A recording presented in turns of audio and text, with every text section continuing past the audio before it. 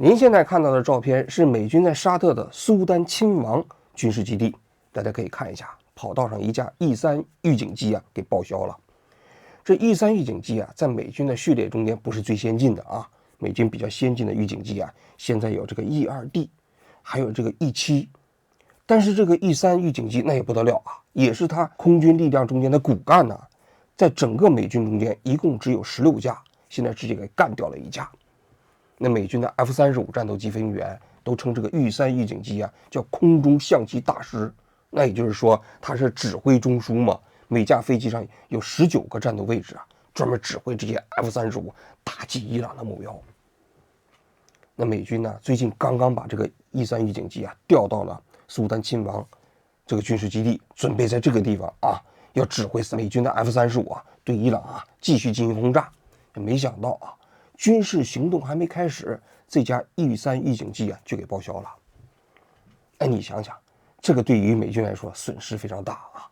那谁把这个 E3 预警机给打掉的呢？不用我说，可能很多人都猜出来了，就是伊朗的那个空中小摩托沙赫德136。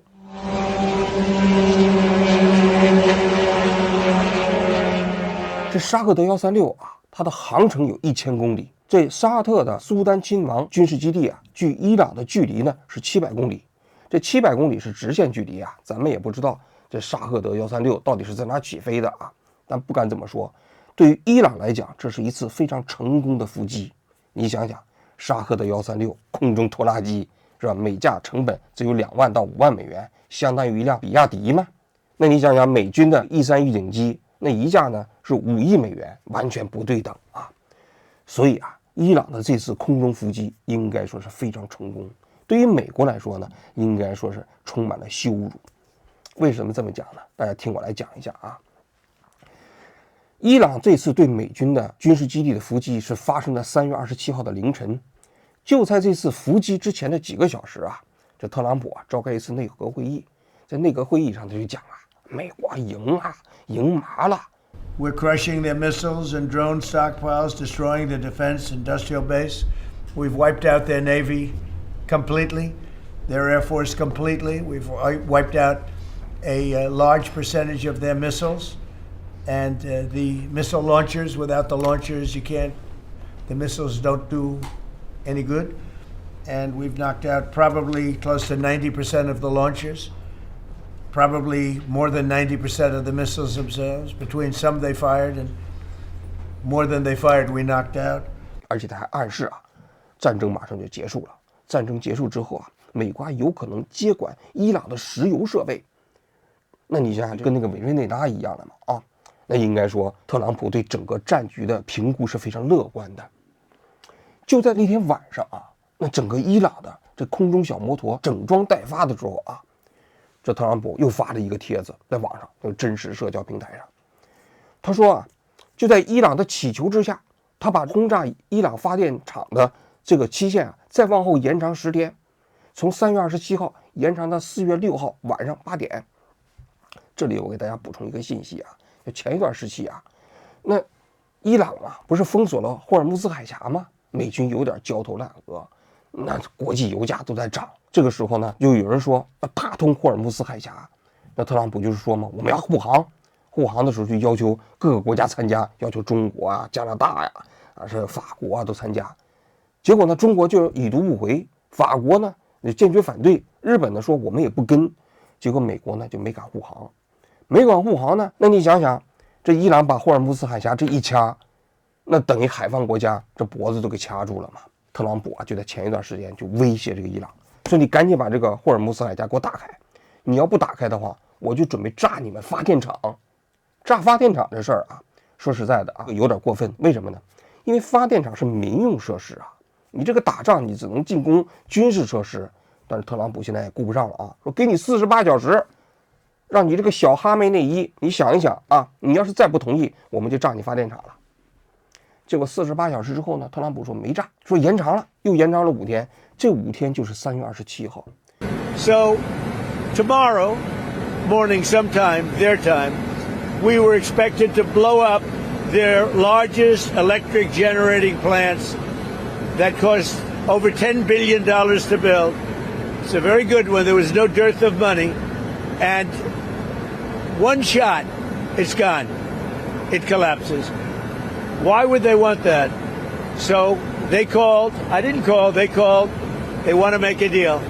And we are very willing to make a deal. It's got to be a good deal. And it's got to be no more wars, no more nuclear weapons. They're not going to have nuclear weapons anymore. They're agreeing to that. Any of that stuff, there's no deal. 一开始把这个延长的期限是延长7天，后来这个伊朗不是祈求美国吗？美国非常慷慨的说延长了10天。为什么呢？这是因为啊，美国和伊朗啊，据说最近一段时间在搞谈判。谈判的事啊，咱等一会儿再讲啊。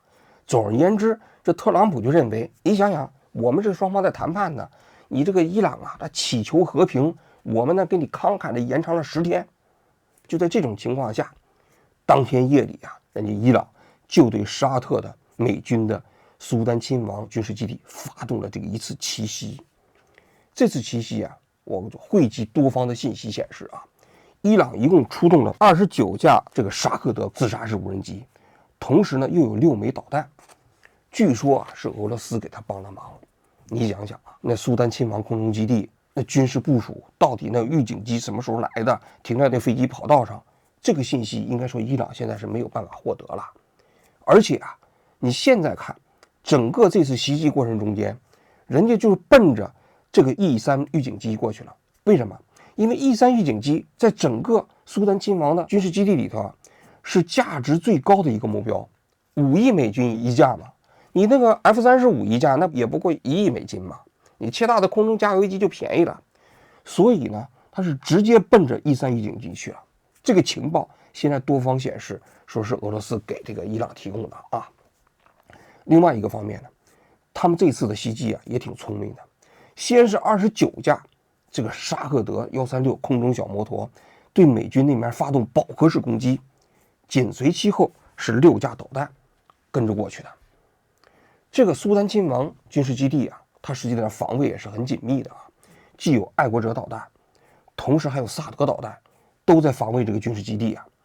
但是最后的结果大家可以看到了啊，是沙赫德136空中小摩托成功突防进去之后，把 E3 预警机给干掉了。那么为什么说这个防卫的爱国者导弹也包括这个萨德没有发挥作用呢？我个人判断还是发挥作用了。你想想，一共派了29架空中小摩托，还有6枚导弹，如果要是没拦截下来，那我估计整个这个基地都给报销了。那么最后所显示的就是这个 E3 预警机给报销了，旁边还有3架这个加油机好像也受损比较严重，那应该说是大部分都给拦截了。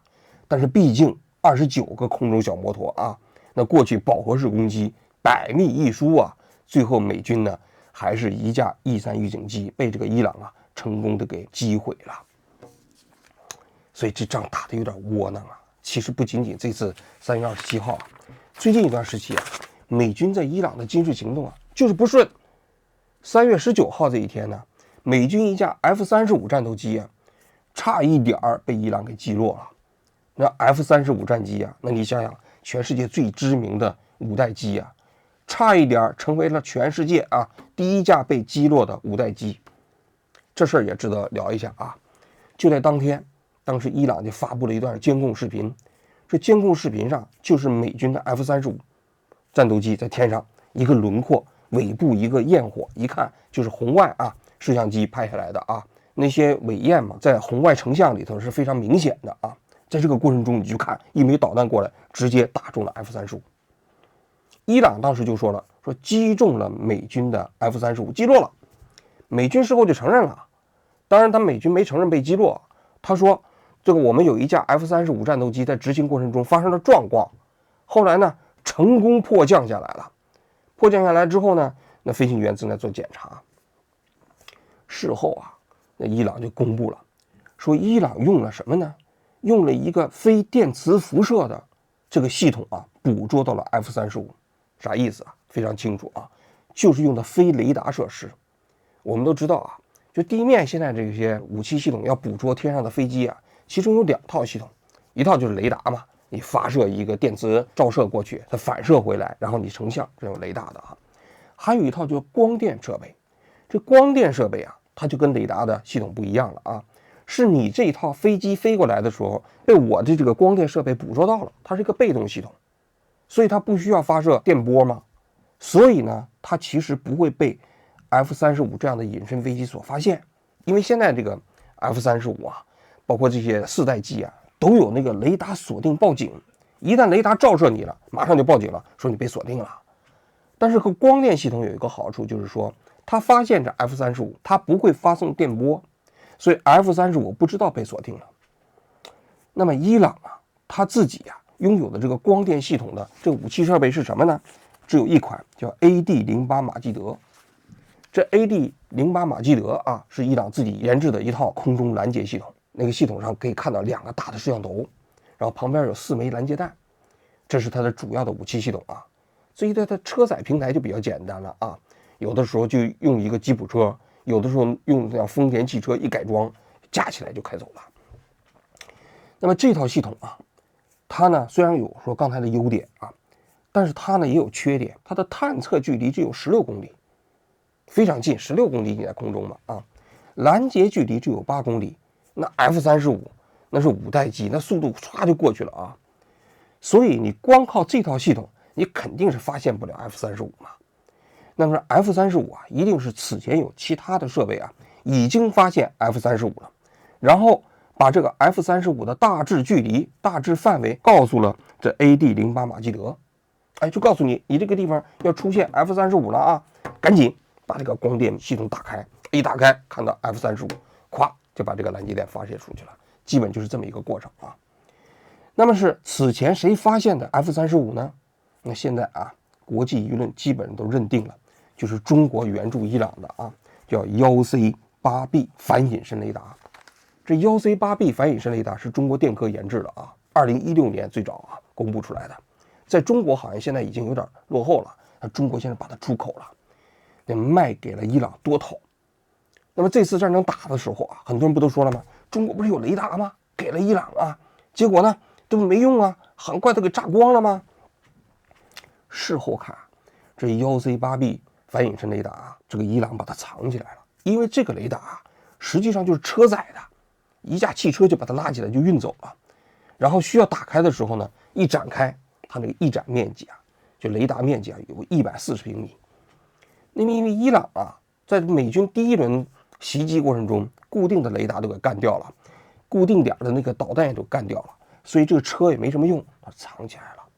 那么现在看来啊，这个车藏起来之后呢，没有被消灭，这一次打这个 F-35的过程中就发挥作用了。它的探测距离啊，普通的飞机就是 1C8B 啊，反隐身雷达是700公里。那如果是探测隐身战机呢，它的距离呢是200到250公里。但是这个 1C8B 啊，反隐身雷达它有一个问题啊，因为它的电磁波都比较长，30公分到1米啊，所以它的探测精度不够。一般来说啊，它探测的精度啊，在终点那个位置啊，就飞机的位置啊，误差大概是300米左右。这300米对于飞机来说呢就很高了，所以你没有办法用它来做终端引导，但是它可以清楚地告诉你，你这个地方来了一架 F-35战斗机。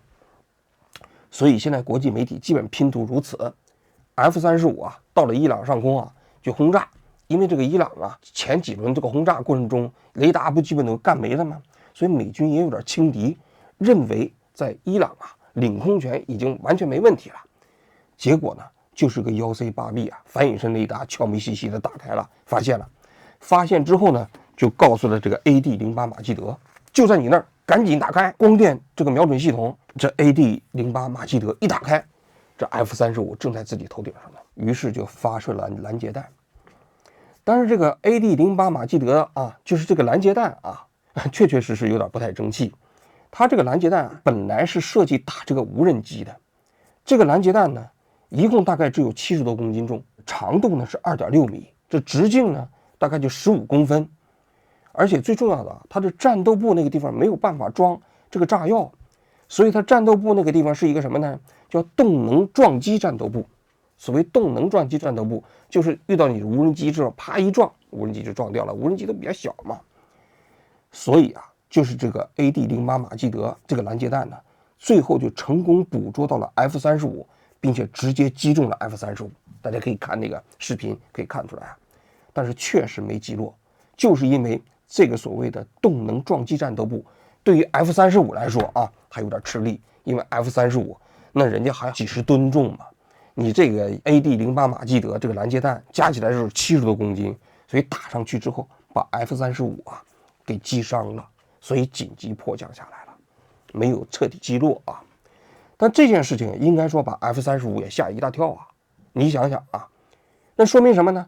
说明现在伊朗的这个防空雷达并没有丧失能力啊，而且 F-35毕竟是5代机啊，就被这 AD-08马基德给直接给干一下子。假如果那个不是拦截弹，不是没有轰炸引信的拦截弹，就是其他的东西打上去，那 F-35不就给报销了吗？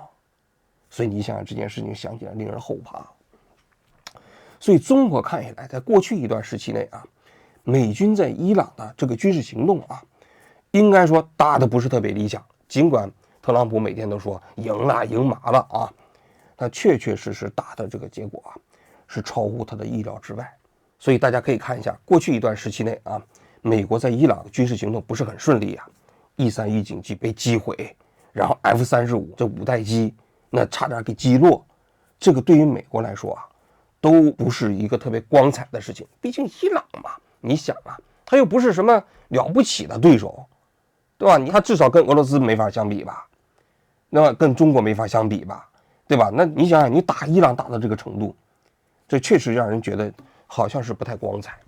而且就在这个时候啊，大家都知道前几天美国不是有个反恐中心的主任吗？就辞职了，给特朗普写了一封公开辞职信。他就认为啊，特朗普这次跟伊朗之间的战争啊，是被以色列忽悠了。对于美国来讲，伊朗实际上并不存在现实而紧迫的威胁，纯粹是被以色列给拖下了这个战争，于是就辞职了。那特朗普呢，表面肯定不承认了，说那就是打伊朗还是对的啊。I always thought he was a nice guy, but I always thought he was weak on security, very weak on security. I didn't know him well, but I thought he seemed like a pretty nice guy. But when I read his statement, I realized that it's a good thing that he's out, because he said that Iran was not a threat. Iran was a threat. Every country realized what a threat Iran was. The question is whether or not they wanted to do something about it. And many people, many of the greatest military scholars are saying for years that presidents should have taken out Iran because they wanted a nuclear weapon. 但是他也知道最近一时期的战局啊，超出了他的意料之外，这事不太好处理。为什么不太好处理呢？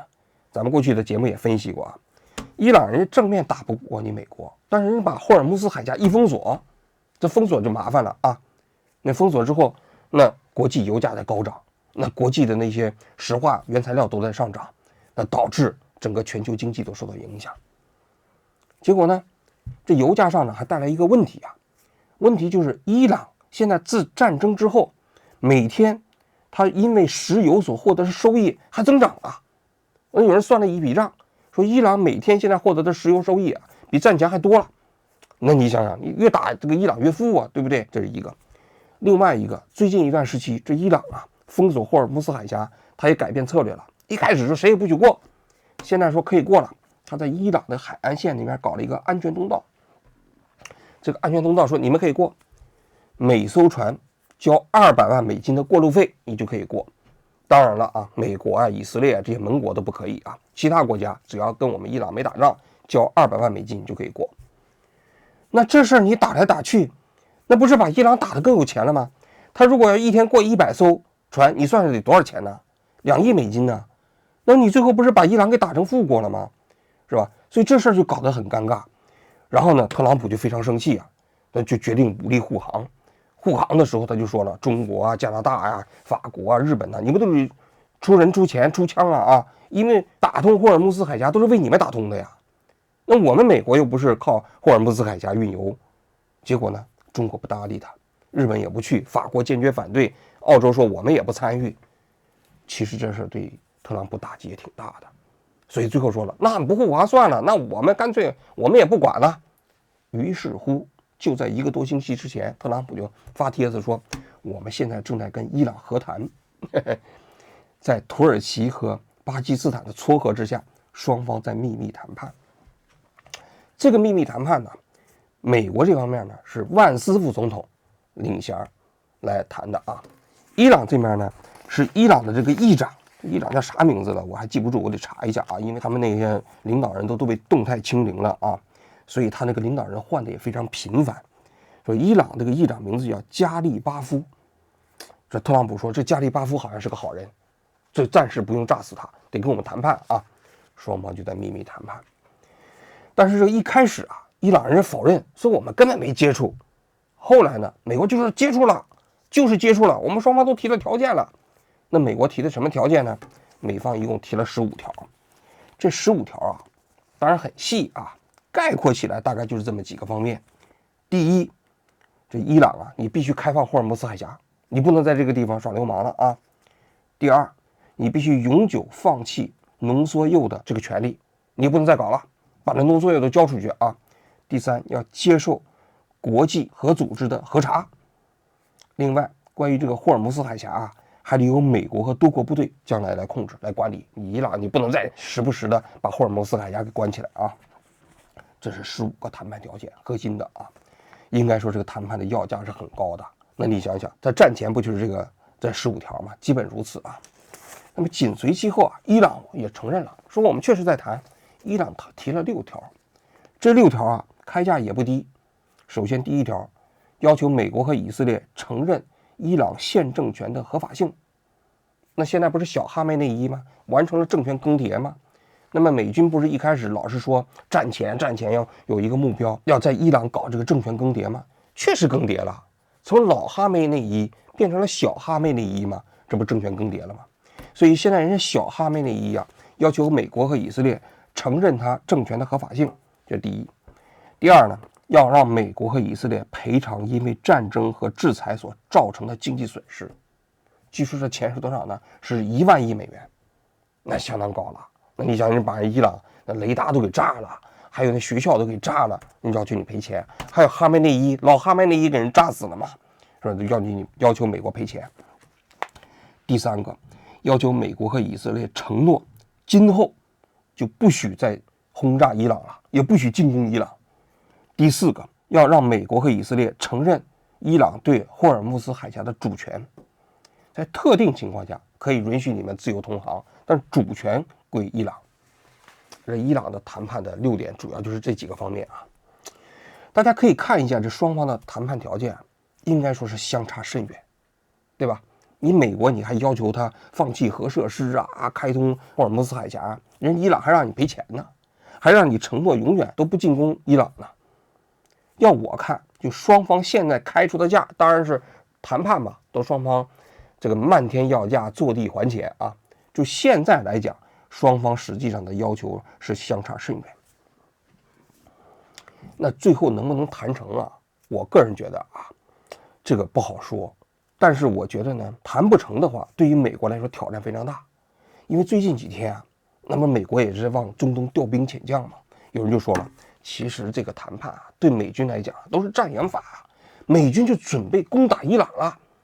攻打伊朗有2个目标，一个目标是哈尔克岛，另外一个呢就准备在伊朗搞大规模的地面战。这哈尔克岛啊，对伊朗来说非常重要，它在波斯湾北部地区，它并不靠近霍尔木兹海峡。大家可以看一下地形啊，它这个波斯湾的地形也挺有意思的啊。北边的伊朗啊，全是崇山峻岭，靠近海岸线这个地方也都是大山，它没有什么比较好的深水港。但是南岸你去看阿联酋啊、什么科威特啊这些国家都是沙漠平原，所以那面深水港非常多。所以啊，最后伊朗发现啊，它的这个油，如果你要运出去啊，你这个还真是不太好运，虽然这个储备很高。最后就发现这个哈尔克岛是一个得天独厚的深水良港。这哈尔克岛呢，面积不大，只有21平方公里啊，距离伊朗的本土呢，距离是25公里。但是伊朗有90%的石油要通过哈尔克岛啊运到国际上去卖，每年据说啊要运出去将近10亿桶的石油，说一天最高的时候啊可以运7000万桶，尤其是那50万吨级的这油轮呢都可以停到哈尔克岛。说美军准备进攻哈尔克岛啊，什么意思呢？说一旦拿下哈尔克岛，那等于就把伊朗的经济命脉给掐住了嘛。那你伊朗的油你运不出去，你就没钱了嘛。所以据说是美军制定了一个非常详细的计划，攻下哈尔克岛，掐住伊朗的脖子。但是伊朗也不含糊啊，在哈尔克岛这个地方也是进行了大量的整备啊。据说那底下全都是坑道啊，他预料到那跟美国正面打是肯定打不过的，但是滩头全是反坦克地雷、反工兵地雷，然后整个岛上纵横交错的全是地下坑道。美军你要是想进攻的话，人就给你打消耗战，那这是一个方面。另外一个方面呢，美军现在也传言呢，说是准备在伊朗不是打地面战嘛，彻底解决伊朗的问题。但应该说这两个方案对美军来说挑战都非常大。哈尔克岛美军就算能攻下来，但是距离伊朗你想想只有25公里，你攻下来容易，守起来难呐。那伊朗现在的沙赫德136空中小摩托多的是啊，据说储备弹有1万多架啊，还有导弹呢。那时不时往你岛上炸几个，你想想你美军的后勤你怎么解决呢？所以啊，美军实际上没有打，也是考虑到这个后续的你要守备的难度啊。另外，如果你是打地面战争，你想想伊朗有9000万人口，那阿富汗当年那能力肯定是不如伊朗啊。那美军打了多少年，最后也没有什么效果啊。而且它伊朗的那个地形大家可以看一下，全是崇山峻岭啊，特别适合打游击啊。美军你就算把伊朗的大城市打下来，你很可能也会陷入到伊朗的游击战的人民军队的汪洋大海之中。所以在这种情况下，我个人认为啊，现在美国其实有强烈的要求，或者是强烈的这样的一种利益诉求，想通过谈判来解决伊朗现在的跟美国之间的军事冲突。但问题是这里就有挑战了，如果现在就停战，比如说现在这种状况，如果美军跟伊朗之间也没有协议就停战，等于实际上美国啊从某种角度来讲是战略上输了。为什么呢？你想想，战前霍尔木兹海峡是开放的嘛，你战后霍尔木兹海峡变成了一个伊朗输保护费的通道了，而且伊朗的政权呢，你虽然把它更迭了，老哈梅内伊变成小哈梅内伊，那你等于帮了伊朗忙啊，对不对？本来这个老哈梅内伊老眼昏花的，但现在他儿子继位了，也变成年富力强的了。所以其实对美国的最大挑战来说，这场战争你必须要有一个结果才能结束，但这个结果如果你军事上很难通过大规模的军事行动来实现的话，你就必须通过谈判来解决。那谈判来解决，现在主动权并不在美国手上，就是因为伊朗现在通过非对称的方式，通过自己非常便宜的空中小摩托和通过其他的方式，他打你美国的高价值的目标。你美国如果是长此以往的话，你很可能在这种非对称的双方付出的过程中间，你最后打消耗战你还付不起，承担不起。所以我个人认为啊，未来如果谈判有结果，双方都可以接受的一个底线大概是什么呢？伊朗开放霍尔木兹海峡，美方和以色列承诺对伊朗不再进行军事打击，关于核的问题双方继续谈判，伊朗可以让出来浓缩铀的这个设施，但是和平使用核的能力还会继续维系，这可能是双方可以接受的这么一个底线。至于这个谈判的过程中间有什么曲折反复，咱们接着看。所以在我看来伊朗和美国这次的军事冲突很难通过军事手段来收手，最终双方可能还得坐到谈判桌上讨价还价。好了，我今天就讲到这里，谢谢各位。Hormuz and Iran control of it and charging tolls. What do you think about that? We'll have to find out if it's true. You know, they're going to do whatever they have to do. We could close that up in 2 minutes. We could close that up so fast your head would spin.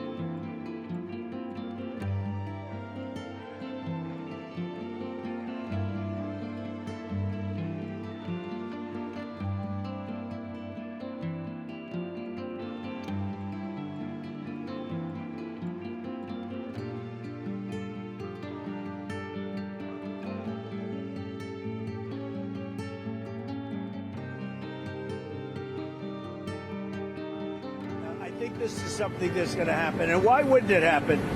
So tomorrow morning sometime, their time, we were expected to blow up their largest electric generating plants that cost over $10 billion to build.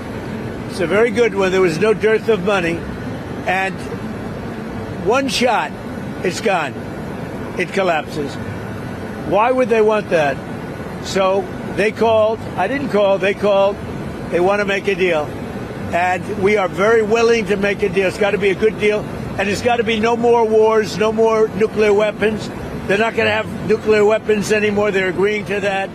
Any of that stuff, there's no deal.